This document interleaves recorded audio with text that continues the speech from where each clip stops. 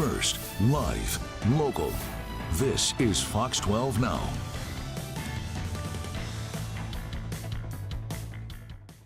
And hello, everyone. I'm Greg Nibbler. This is Fox 12 Now. Appreciate you all joining us wherever you're watching. We live stream on YouTube, our apps, and our website every weekday at 1 p.m. and bringing you breaking news sometimes interviews, sometimes really stuff that just happened right now. And this is some breaking news.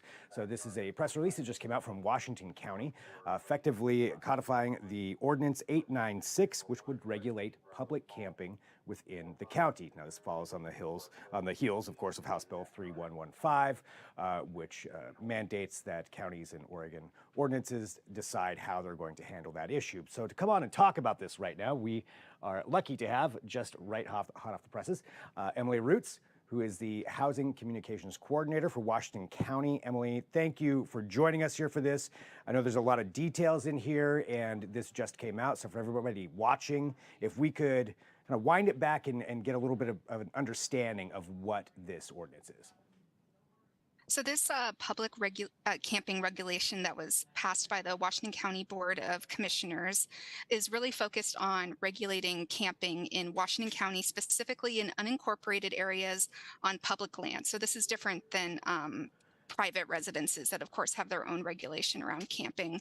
And it's really focused on making sure that our regulations are in alignment with House Bill 3115 and then also with neighboring jurisdictions as well. So we partnered closely with cities within Washington County, Hillsborough, Beaverton, among others, to make sure that our ordinance was going to be effective in regulating public camping and also in alignment with neighboring jurisdictions. And the regulation really kind of divvies up two scenarios. First, when we have adequate shelter available, public camping is not allowed in Washington County unincorporated areas. And then when we do not have adequate shelter available, we're limiting it to 5 total days. And that gives us a chance for outreach workers and law enforcement to connect with individuals experiencing unsheltered homelessness and really connect them with resources. And so you mentioned that this is on public land as far as that unincorporated parts is where you're really focusing this on, but on private land, that's a little bit different as far as that is concerned. Yes, that really comes down to the individual property owner. So with this going into effect, and I want to go through a couple more of those details that you just had, but one of them being that you mentioned with there's a lot of governmental organizations there within Washington County when you've got cities and all kinds of different things going on there. So you coordinated with everyone on that. You also mentioned maybe with neighboring counties. Did you work with them as well as far as what their policies were, or did you really just focus on Washington County? Our focus was really on within Washington County, because I know for the average resident, they're not really thinking specifically on if they're in Hillsborough or if they're in unincorporated Washington County. So it's important that we coordinate with one another and both have a policy that meets our respective communities' needs, but also that is easily understood so that, the average unsheltered individual who's crossing in between the city and the county, that they have a clear understanding around what they can and can't do. And of course, the most important thing is just to connect folks who are unsheltered with housing, with shelter, as that's really the solution to homelessness. So when it comes to Washington County, what is the situation as far as how many, rooms or beds there are, how many shelters there are? Can you walk through that process a little bit, or what's available? Yeah, we've been really fortunate in Washington County just to see a tremendous shift in available resources over the last 2 years. So in 2021, we didn't have any year-round shelter options available for adults experiencing homelessness.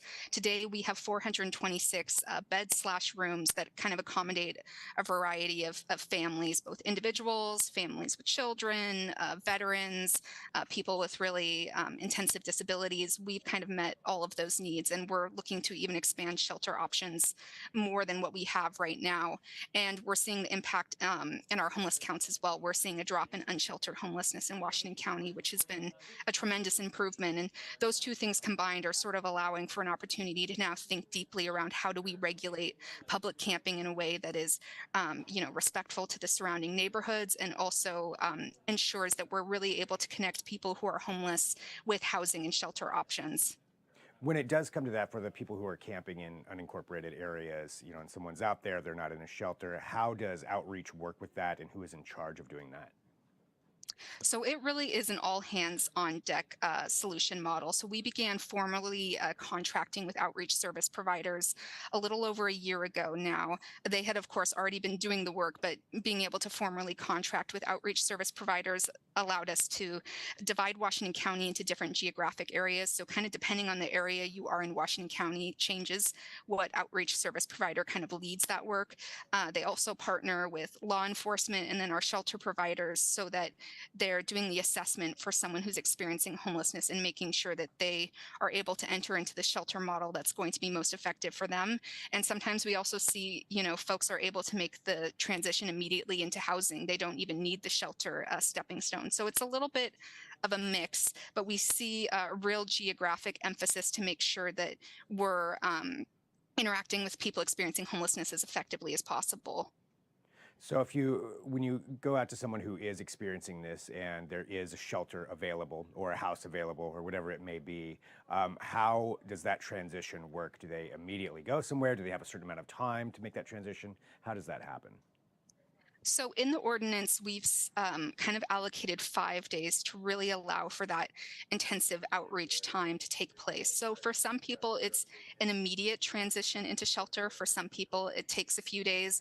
And of course, we know that people who've experienced unsheltered homelessness in Washington County, we're looking at, years that they have not been provided services. So thinking back to what we've really seen in the last year is getting folks who have been chronically homelessness into housing is a tremendous step. And we actually just recently closed the largest encampment in Washington County. It was located off of Highway 47 near Forest Grove. We were able to offer every single individual at that encampment with a shelter option, which just kind of shows the way resources have evolved over time in a really incredible way, such that folks are really able to make that transition into shelter. Now, for someone who maybe if there is no shelter available, say you reach that maximum capacity, if that were to happen, or someone who does not want to go into that shelter, what are the next steps following that? And those may be two different things. So I guess let me ask this: if say the shelters are full, what are the options that happen then? So that's why we've allowed for the 5 day time period. That sort of gives us time to think through, are there alternative options we can offer folks? Are there ways that we can shuffle things around to accommodate people? Bottom line, if someone doesn't accept a shelter option after that 5 days, we've asked that people move 500 feet. It's enough to be, a bit of an inconvenience, such that someone, is who maybe is resistant to shelter because they've had a bad experience with the system in the past, has now more of an incentive to kind of engage with us. And it's not so burdensome that it's, an impossible ask for someone who's unsheltered, living out of a backpack with a tent, that kind of thing. And so, yeah, so 500 feet is where they would move to. And that's if Yes. they're refusing to have the service. And you mentioned if your shelters are full, you will look at options elsewhere outside the county. Is that how you would handle that one if they are wanting to have that service? It would still be within the county. And I should say there's some nuance around shelter that is or isn't available. For instance, we may have shelter available and it's just in a different area in the county where someone is experiencing homelessness. So if someone is homeless in Forest Grove, making the transition to a shelter in Tigard is a bigger ask than if we happen to have capacity in Cornelius or Hillsborough, somewhere that's a little more nearby. So that may kind of trigger the 5 days that people have to access shelter, as opposed to, we have a bed, it's immediately available, it's only 2 miles away from where you are right now. That's kind of a different and easier conversation, and that's where we kind of draw the line around not allowing public camping versus making it a more kind of flexible environment for folks to make sure we're connecting people with services. Of those, I believe you said 426 was the number of shelters that are available, and I could have that number wrong. You can correct You're me correct. Okay, I'm correct on that. All right, so of that 426, as far as the shelters that are available, where are you at on capacity with those right now? I couldn't say off the top of my head. I know we do have available capacity, so they're not completely full. But part of the ordinance is a recognition that we need to be able to accommodate folks' needs. So just because we have available shelter capacity may not be the best fit for that individual. And that's where there's a degree of nuance in enforcement around this, around what's the difference between simply having available shelter and having available shelter in the area that meets the client's needs, and that's sort of where we have to kind of troubleshoot on an individual circumstance. Emily, how long until this actually goes into effect or is being regulated or enforced? We're looking at 30 days before the ordinance 896 officially goes into effect, and that's just to ready our law enforcement partners, our outreach service providers, all of that. All right, well, thank you very much for joining us. Anything else that you want people to know about this, just as far as an educational standpoint on knowing what's going on there, especially if you're a resident in Washington County?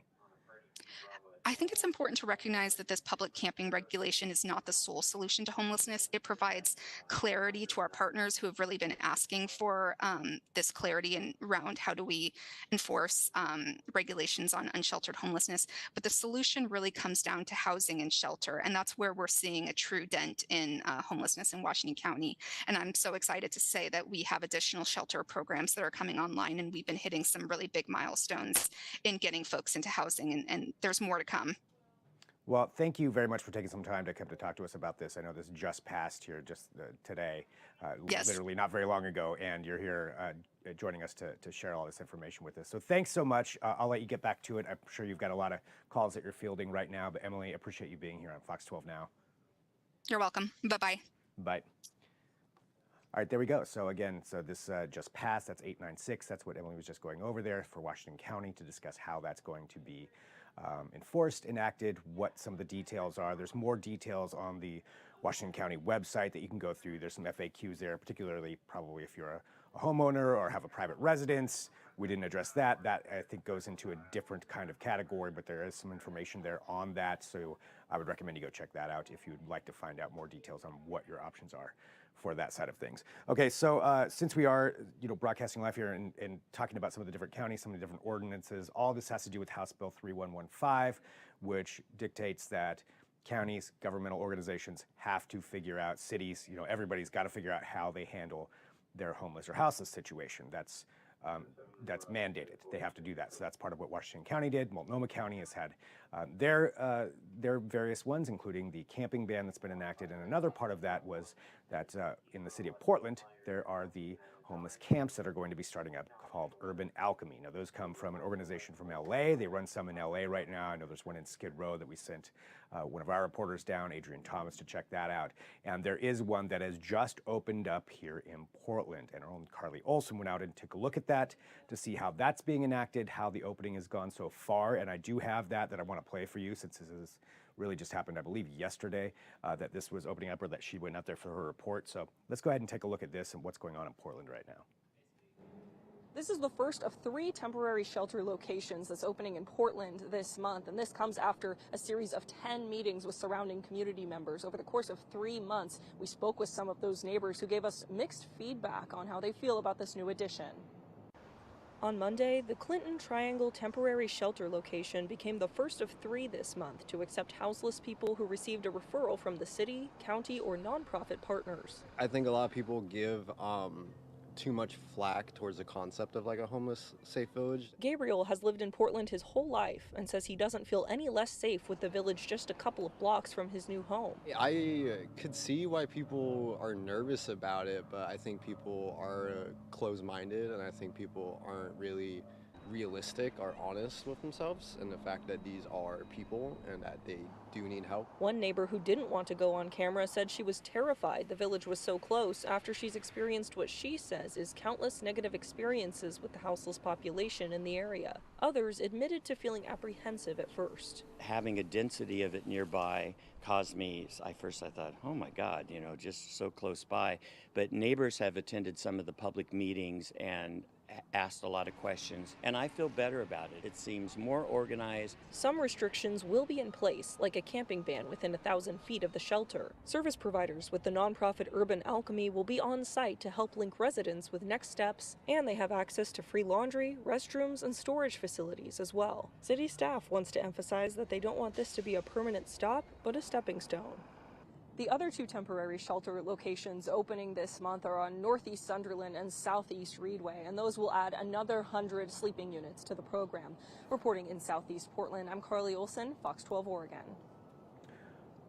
All right, so thank you to Carly Olson there for that report. Again, just detailing some of the what's going on there in the city of Portland as far as the Urban Alchemy camp. And we've got more details about that on our website as well, so you can head over to kptv.com and see what's going on there. And I think that's about it for this segment right now. So again, we went over what's going on with Washington County with this just passed ordinance of 896, which will essentially regulate how they're going to handle homeless encampments, mainly in unincorporated Washington County, but I imagine some of that will happen elsewhere as well. So if you'd like to watch this interview again, if you're just joining, they are all available on our YouTube channel at Fox 12 Oregon. And this is Fox 12 Now. This is our live streaming show that happens every weekday at 1 p.m. Pacific. Sometimes it's breaking news, things that just happen like this. Sometimes we cover a lot of different things on this show. Coming up at 1:30 p.m., I'm actually going to be talking about Duck Pond Wine Cellars, and that's going to be an interview with them about a grand reopening. At 2 p.m., we're going to be talking about cougars. We've probably all seen the videos now of the cougar at Cannon Beach. Well, why was it there? What do you do if you encounter a cougar? We're going to be discussing that at 2 p.m. and all that's part of this programming. So wherever you found us right now, that's where we're going to be. You can come right back here and find us right there. So I'll be back at 1:30 p.m. I'll sign off for right now. I'm Greg Nibbler. This is Fox 12 Now.